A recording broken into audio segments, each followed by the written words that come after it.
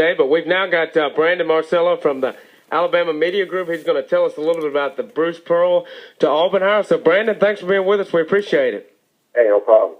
Just talk a little bit about, obviously, Auburn making headlines in terms of basketball with the firing of Tony Barbie, who really never came to fruition at all, and then and obviously hiring Bruce Pearl. Yeah, I mean, the writing was on the wall of Tony Barbie. I mean, I think as soon as they started 0-6 in the SEC, knew that he was probably on the way out. But they had a tremendous turnaround, and they came close in some games. They even almost beat Florida on the road, but melted down the final 30 seconds to lose. But still, it wasn't good enough. It wasn't enough growth in the program, and I think that they kind of had an understanding and idea that they would be able to go out and get a big name coach, a guy that's had a proven track record. So I think as soon as that SEC championship game or tournament game was winding down and closed, the decision had been made. In fact, the decision had been made at halftime, from what I've been told, of that game, and they fired him in less than an hour after the game, and they contacted Bruce Pearl almost immediately. They contacted him the next day, and then all of a sudden he's hired less than a week later, and I guess the rest is history.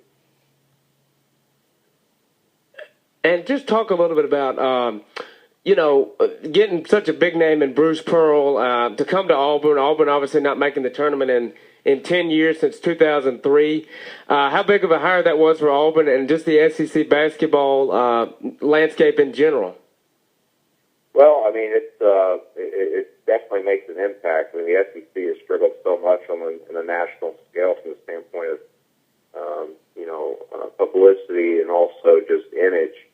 And they really need a guy that, one, has proven potential and has coached a team in 6 straight NCAA tournaments. They need a guy that can be a good marketer, a guy that fights for the SEC, and Bruce Pearl is exactly that. In fact, he's already going out there and talking about the SEC's record in the NCAA tournament this season, which is 8-0 heading into tonight, and how he thinks that those 3 teams that are still alive are SEC teams that have tremendous defense, and that the SEC should be standing behind those type of teams and promoting it, because we promote big-time SEC defenses in football, so why aren't we promoting big-time SEC defenses in basketball? But I think with Bruce Pearl, the hope is, at least from the SEC office, is that, 1, he's going to bring more attention to the SEC, and 2, hopefully he can revitalize a dormant program and make things a little bit more competitive in the SEC as a result, and that would help the image of the entire conference.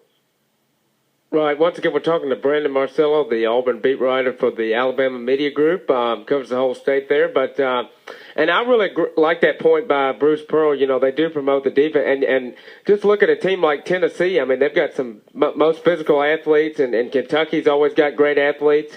But just talk a little bit about now, obviously, with Auburn and Jay Jacobs having Bruce Pearl and Gus Malzahn, probably one of the best coaching tandems in the country.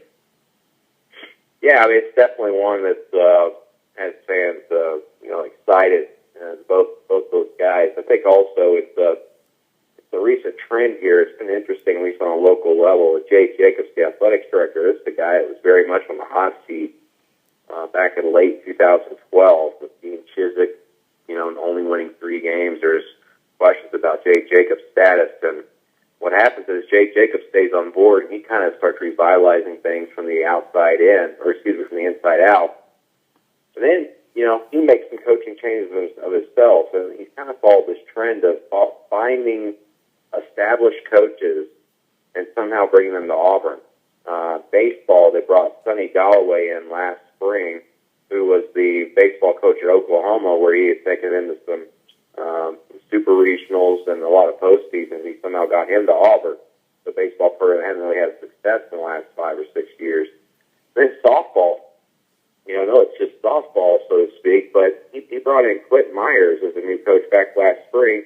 This is a guy that's won 2 national titles here in the last 6 years at Arizona State, and he hired him at Auburn. And then obviously Gus Malzahn's here, and then when you bring in Bruce Pearl, he followed that same MO. He followed that same trait there, and I think more than anything, Jay Jacobs has definitely solidified himself at Auburn as far as here in the interim for, I guess, improving his stock, so to speak. But more than anything, the fans are really happy with these recent hires he's made. And as you said, the two that get a lot of publicity are the football and basketball coaches. And as you said, it's got to be one of those top 5, top 10 tandems, those two, probably in the country.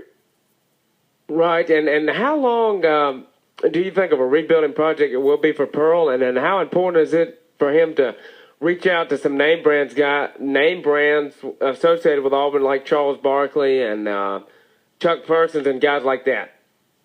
Well, I think it's going to be a little bit slower than fans probably want to think it's going to be. I mean, it's obvious you can rebuild a pro basketball program probably faster than football, but I think it's going to take some time. He's got to come in and really just build it from the ground up. He's got a couple players to build on, but this is a team that's had a complete just bad culture the last decade or so, and he's got to bring in some guys and build it up.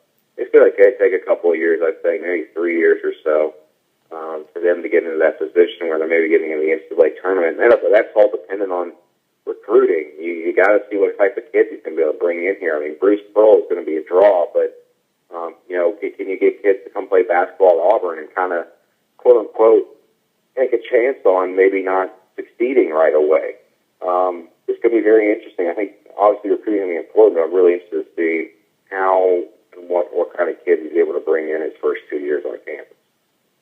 Right, and it will be interesting to see what he's able to do. But last question before we let you get out of here, do you think he'd be one that Auburn would be type of a springboard if he had success there, or do you think he'd be there to stay?